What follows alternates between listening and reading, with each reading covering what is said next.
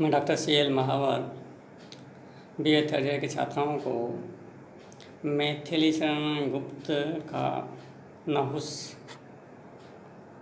के बारे में बताने जा रहा हूँ। ध्यान से सुनिए। मैथिलीशरण गुप्त हिंदी साहित्य के राष्ट्र कवि थे और उन्होंने भारतीय संस्कृति को पोषित किया था और भारतीय संस्कृति के जो आख्यान थे, जो पुराण थे, उनको पुनरुद्धार कहें या ऐसे कहें कि उन्होंने उनको वापस से उनकी जो गरिमा थी, उनका जो ज्ञान था, वापस लोगों को बताया। तो इसी प्रकार से जो नहुस है, उस नहुस के अंतर्गत भी उस आख्यान को उन्होंने एक राजा के माध्यम से किस प्रकार से प्रस्तुत किया, बड़ा महत्वपूर्ण है।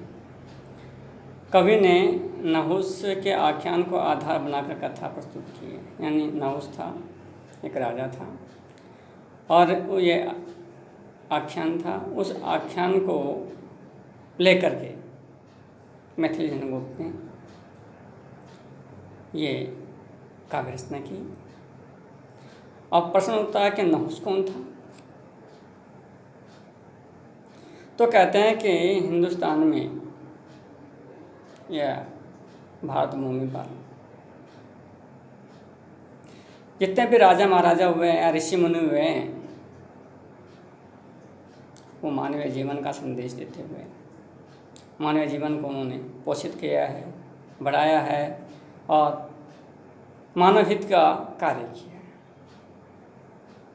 बड़े तपस्वी हुए हैं, बड़े बलवान हुए हैं, बड़े शक्तिशाली हुए। तो उसी प्रकार से नहुस था तो पृथ्वी लोक पर एक कठोर परिश्रमी था, यानी बड़े मेहनती थे। और भारत में अगर महाभारत को देखा जाए तो उसमें कर्म को प्रधान माना है, कर्म की पूजा कही है। तभी तो भगवान श्री कृष्ण अर्जुन को संदेश देते हैं गीता में, यही ज्ञान है कि कर्म करो, फल तो मैं दूंगा। जो जिस प्रकार का कर्म करेगा उसके फल उसी के अनुरूप मैं दूंगा और मैं देता आया। इसलिए पृथ्वीलोक के ऊपर जो नहुस था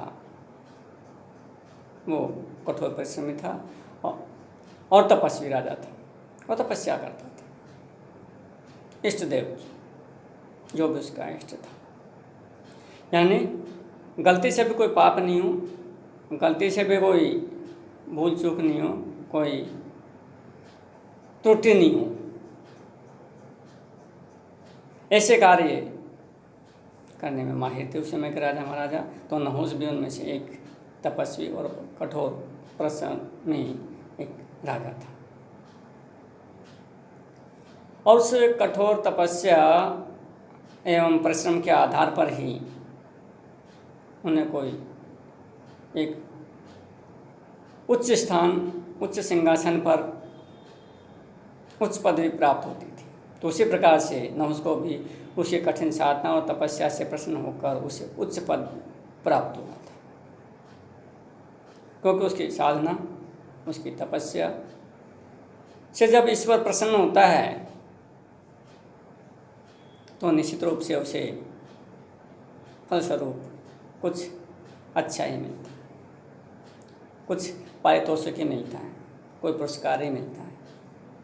तो इसी प्रकार से नहुस था कि उसने अच्छी तपस्या करी थी, अच्छे कर्म किए थे, कठोर मेहनत की थी। तो उसी की तपस्या, कठोर परिश्रम से प्रसन्न होकर के ईश्वर ने उसे एक उच्च पद देने का निर्णय किया और उसको एक उच्च पद अर्थात इंद्र के अंतर्गत इंद्रासन उन्हें ईश्वर ने प्रदान किया। तो इंद्रासन किसे प्राप्त हुआ? क्योंकि इंद्र ने जब वृत्रासुर का वध किया था तब उसे ब्रह्म हत्या का पाप लगा था, क्योंकि इंद्र स्वर्गलोक का राजा है और जो पापी लोग हैं उनको दंडित करता रहता है, उनका वध करता रहता है। तो इंद्र ने जब वृत्तासुर था उसका वध किया था, तो वध कुछ ऐसे समय में हो गया था कि इस कारण से उसको ब्रह्म हत्या का पाप लग गया था इंद्र को। जब ब्रह्म हत्या का पाप लग गया तो पाप का प्रायश्चित करना निश्चित हो गया था। जब इंद्र प्रायश्चित करने के लिए गया तो सिंहासन खाली नहीं रह सकता। सिंहासन पर तो किसी न किसी राजा को आसन होता है। तो ईश्वर ने उस समय पर न उसको इंद्रासन पर बिठा दिया था। इंद्रासन का आसन न उसको मिल गया था, पर चूँकि नहुस पृथ्वीलोक का राजा था, इसलिए पृथ्वीलोक से स्नेह करता था, प्यार करता था। इसी पाप के कारण इंद्रासन खाली हो गया था, क्योंकि वृत्तासुर का जैसे वध किया तो इंद्रासन खाली हो गया। इंद्रासन खाली हुआ तो देवताओं ने पृथ्वीलोक के नहुस को तपस्वी समझकर इंद्रासन पर बिठा दिया, यानी क्योंकि सिंहासन कभी खाली नहीं रहता। सिंहासन कभी खाली नहीं रहता। अतः देवताओं ने देवलोक के नहुस को समझा कि वो तपस्वी है, क्योंकि राजा था और कठोर तपस्या और कठोर परिश्रमी था। तो इंद्रलोक के देवता ने पृथ्वीलोक के नहुस को समझा कि भाई ये बड़ा तपस्वी है, और जो तपस्वी है, जो कठोर तपस्या करता, साधना करता, उसी को सिंहासन मिलना चाहिए। अतः देवताओं ने नहुस को इंद्रासन के ऊपर बिठा दिया, अर्थात देवलोक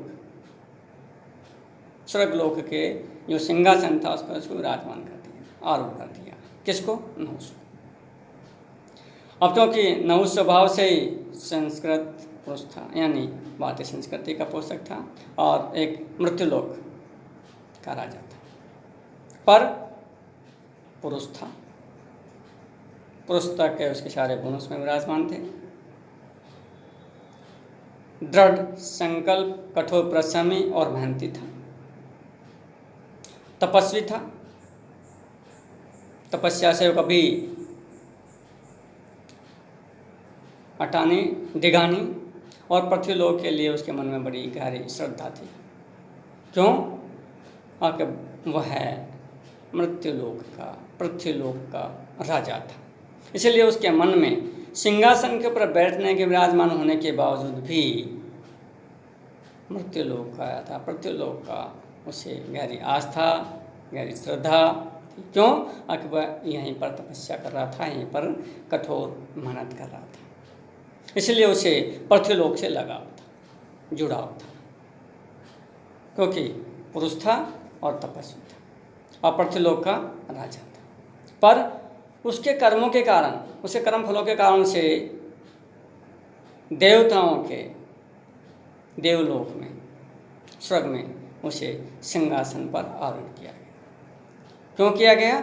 उसके कर्मों के कारण, उसके कठोर परिश्रम एवं तपस्या के कारण उसे इंद्र का इंद्रासन मिला। तो जो भी व्यक्ति दृढ़ संकल्प से निश्चित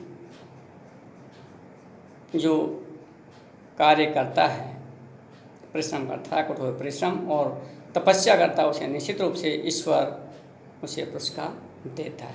और यही कारण था आखिर नहुस को भी पुरस्कार स्वरूप उसे इंद्रलोक का राजा बनाया गया। धन्यवाद।